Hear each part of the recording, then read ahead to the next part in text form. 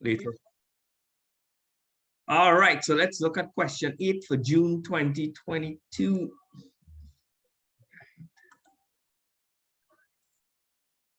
Right, so get started with question 8. It has a part A and of course a part B. Feel free to send your answers. All right. Oh, just now, guys, one small mistake. All right, so the first one is this. Well, if you notice, they said, well, X represents the cars, and of course, Y represents the minivans. Now, the company has at least 8 vehicles altogether. So when they say at least, now let me put it in terms of money. If I said I wanted at least $8, that means I want $8 or more. Even though I use the word least, I'm already trying to convey the message of 8 or more. So since X is the amount of what? Cars, and of course, Y is the amount of minivans. When you add up all the vehicles, it has to be more than or equal to 8, because it's at least 8 vehicles. A lot of people had this sign wrong. They had it the other way, right? So once you see that mistake, well, everything should fall into place now. What's the next equation? Then they said the number of minivans, well, Y represents the amount of minivans, is less than or equal to the number of cars. Now, this one is straightforward. They're already trying to say Y is less than or equal to X. Vans is less than or equal to cars. That one was straightforward. A lot of people had that one correct. And then the number of cars, well, X represents cars, is no more than 9. So if you want no more than $9, that means you want $9 or less. So it's X is less than or equal to 9. All right, so make sure you understand all the equations. And part B, they gave you the answer to work towards. So I like these types of questions because they give you the answer and you just have to show some working in the background to arrive at this answer. So I'm going to give everybody 2 minutes. I don't expect you to send the working, but you can at least let me know if you were able to show the working on your end and actually reach this equation. All right. Right. Sridevi, correct. All right, so let's analyze this one. Remember, X represents the cars, and of course, Y is represented by, Y represents the amount of minivans, and X represents the amount of cars. So the amount of persons a car can carry is 4, and the amount of persons the minivan can carry is 6. So that means if you take 4 multiplied by X plus 6 multiplied by Y, this here represents the total amount of people being carried at any point in time. And there are at most 60 persons. So that means the most amount of persons you're going to encounter is 60. It's never going to be more than 60. So that means it's less than or equal to 60, right? Because you can have exactly 60 people or less than 60 people. You just cannot have more than 60 people. But the problem is this blue equation doesn't look like the equation underlined in green. But then you have to remember a very simple concept in maths. Whatever you do to one side, you can do anything you want. Just make sure you do it to the other side. So if I decide to divide everyone on this side by 2, I'm allowed to do that in maths. But on the other side, I also have to divide by 2. And when we do this, we clearly see, even mentally, we could see that we're going to get this equation underlined in green. 4 divided by 2 is 2x. 6y divided by 2 is 3y. And of course, 60 divided by 2 is 30. We got the equation. Now, everyone make a note of all 4 equations because you're going to have to draw it on graph paper now. And this is going to take you a while, right? If you don't have graph paper, you know what to do, right? You're drawing an X and a Y axis very, very neatly. And I'll show you like what values to put on the graph itself. But when we're drawing it, I'll be drawing the pink one first. I'll do the calculation for the pink one first, then the yellow one, then the green one, and then this one down here. All right, so let's move to the graph now, right?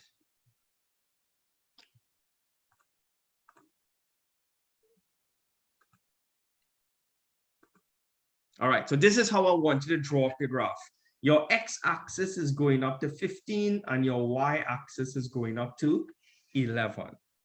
When you're finished drawing that neatly, you want to do the calculations for the pink one first, which will be, sorry guys, which is this graph here, I believe. X plus y is more than or equal to 8. Remember, we have to draw all the graphs first. And only after we draw all 4 graphs, then we have to figure out where to shade, right? So, and also one more small tip. If there are X and Y in your equation, you have to make sure and make who the subject, Y. You must make sure Y is the subject when you are drawing a graph. We got a little refreshed. Right. Remember, we said we had to make Y the subject. So we have to throw across positive X. And of course, we get what? Minus X. So we're going to get Y is 8 minus X. Of course, from this point here, you choose 2 values. Well, you're already supposed to choose 3, right? But if you choose 2, I can't imagine anyone minus in marks, right? But I'm going to choose like 0, 4, and 8, because I know those will work. So substitute X with 0, well, 4 and 8, and calculate the corresponding Y values, and then you plot it on the graph itself.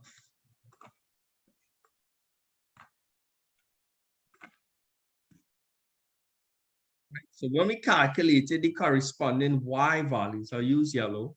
When you replace X with 0, I got 8. When I replaced X with 4, I got 4 again. And when I replace X with 8, I got 0. How much of you all can agree with those values? All right, now remember, everybody in the Caribbean is going to choose 3 different values, right? But the graph is going to end up looking the same. So plot your points, and then I would draw, well, I don't have I'll draw a rough sketch of how the graph is supposed to look. Right, so this is the plot of this of case 0, 8, just for clarity. This one here is 4, 4, and this one is 8, 0. Now remember, the actual name of the line is y is equal to 8 minus x. Remember, when you're naming the line, right, you don't actually put the inequality sign. You can just put the equal sign. Now you can use this, or you could use the original one. X plus y is equal to 8, right? Any version would be okay. I usually like to use the version where y is already the subject. It makes it a little bit easier to understand, right? So I just thought I would mention that, right? And in the exam, you have to put the name of the graph next to the liner, but you usually have to write it real neat. Like you just write you don't use an arrow or anything. You just say y is equal to 8 minus x, but usually very, very small.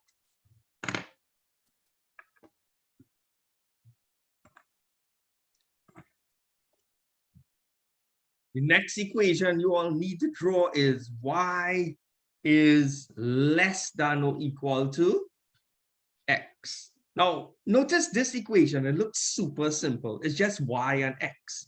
And you will notice that y is already the subject. This is one of the easiest graphs to draw. You just have to choose 3 values for x. You could probably just choose 0, 3, and 10 if you want. And remember, this is really y is equal to x, which means y and x have the same exact values. So if you choose x as 0, then y is 0. If you choose x as 3, y is 3. And if you choose x as 10, y is 10. The calculation's ridiculously simple for this one. So plot these 3 points, and you'll get a line sloping upwards.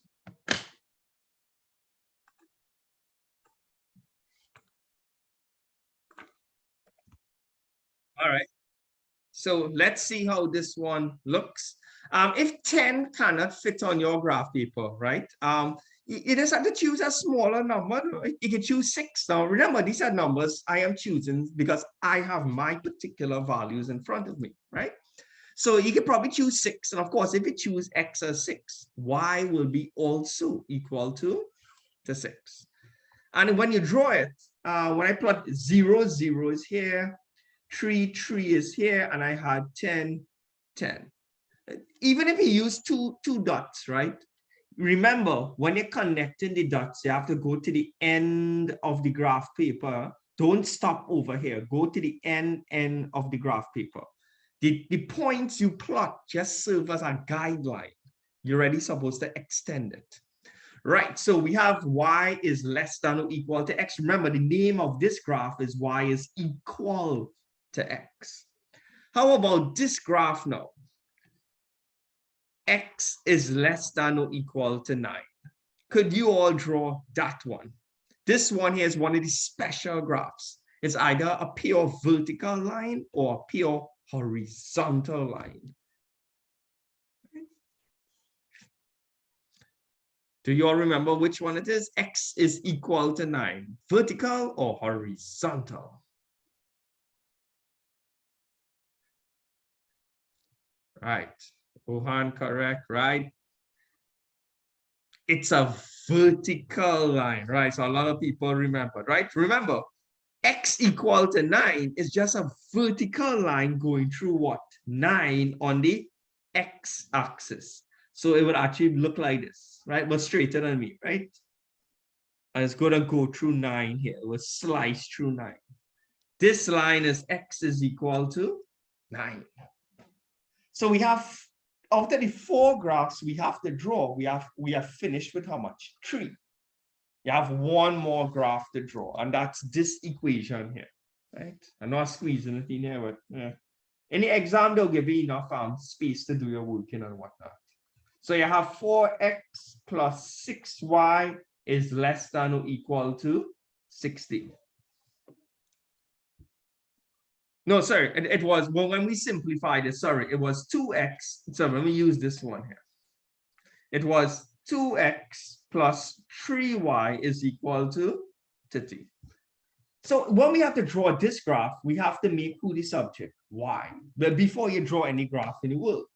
So you draw across the positive 2x, you're going to get 3y is 30 minus 2x. Then we have to draw across the 3. The 3 is a multiplier. Now, keep in mind that you cannot squish these two together. You cannot squish together the 30 and the 2x because one has an x and the other doesn't. So you have to leave it separate. But when you're throwing across this 3, both persons at the same point in time get divided by 3. So you're going to put one big divide sign and put a 3. To me, that would be the best way to represent that situation. What you have to do now is choose 3 values for x. Let's hope we can get 3 values for x, such that when we calculate y, we get good values for y. Now, I'll let you know 0 is a very good value today, because when you replace x with 0 and you work this out, you'll get a really nice value for y, right? See if you can come up with other values that when you, the whole point is, when you calculate the y values, you don't want to end up with decimals, because when you end up with decimals, it's going to be hard to plot. Try to end up with whole numbers.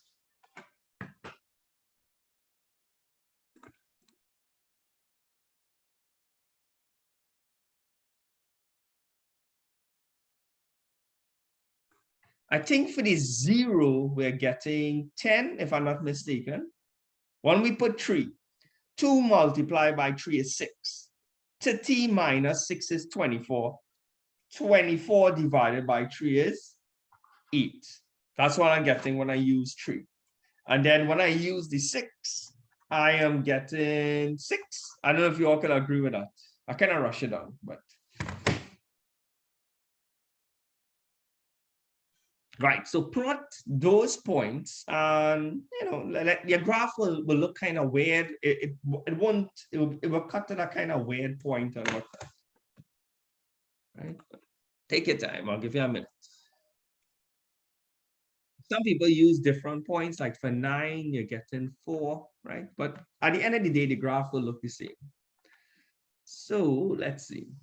0, 10 is up here. That is this point here. 3, 8 is over here, and 6, 6. So when you join this, you're looking something like that, right? Exactly where it cuts the x axis, I'm not too sure yet, because remember, I'm not using a ruler. But you're supposed to get a kind of line sloping downwards. So let me know when you got everything there. Right, so I have a better version of everything I just drew here, right? This is how all the graphs are really supposed to look, right? So let me label it back properly. Right, so let me erase these letters first, right?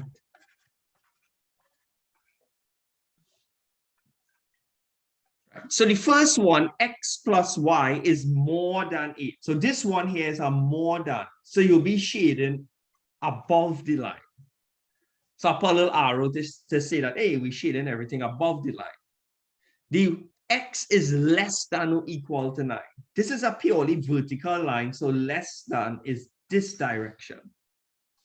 The y equal to x is a less than, so we're shading below the light blue line. And the last line is also a less than. To me, all the colors would overlap in this region here. This over here is your common region. All right? Region C. And before we even move forward with this question, right? I know at some point in time, we're going to have to find the coordinates of each vertice. Now look at how much vertices it have. 1, 2, 3, 4, and 5. We'll call this one A, we'll call this one B, C, D, and E. Could you all get the coordinates of A, B, C, and D for me, please? Because we're going to need it.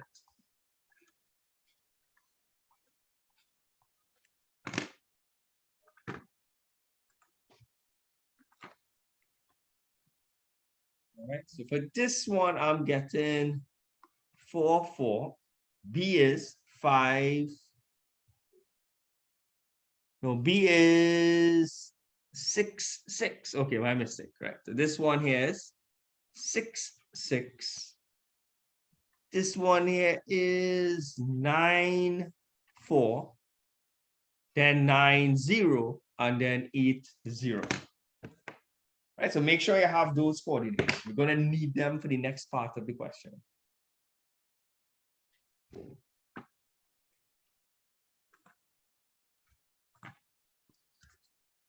Let's see what the next part of the question is asking everyone. Oh, right. Determine the 2 combinations of the minimum number of cars and vans that can be used to carry exactly 60 people on the tour. All right. Do you all remember how much the cars could have taken? Like each car, how much persons a car could have carried? 4, right? And the minivans was how much? Was 6. Now, let me just make sure, right? We have to make sure because they said exactly 60 people, all right? So you want to have the minimum number of vans and whatnot. Tell me something. Is D a potential answer to carry 60 people? Remember, X represents anything. The X value is the amount of cars, and the Y value is the amount of minivans. If you choose D, right, that means you have 9 cars and 0 minivans. So that means if each car is carrying 4 people and you have 9 cars, 9 by 4 is how much? 36. And of course, you have 0 minivans. So 0 by 6 is 0. So when you add up the total amount of people there, do you get exactly 60?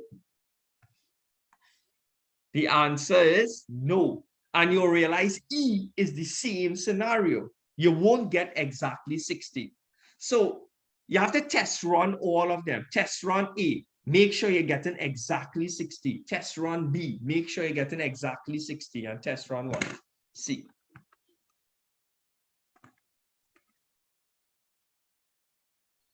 Right. So the two combinations would be B and C. Because if you look at it, right, 6 by 4 and 6 by 6. Well, when you work out that and add it, you'll get 60. And 9 by 4 and 4 by 6. So it's between B and C. Right. So moving on to the next part of the question now.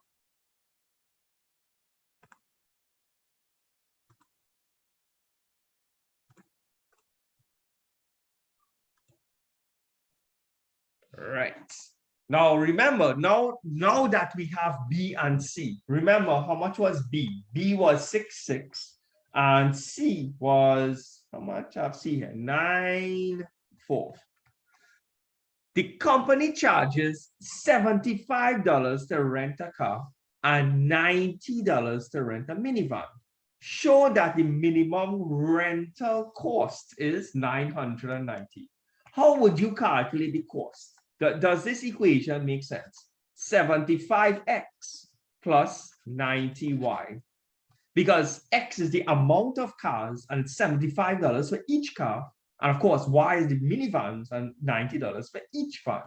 So what you need to do, take point B and replace x with 6 and y is 6. Work out the cost. And then do the same thing for C. Put 9 in and 4 in and see which one gives you the $990. The $990 is supposed to be the lower of the two values because they ask you for the minimum cost, right? So this company is trying to maximize profits by keeping their cost to a minimum.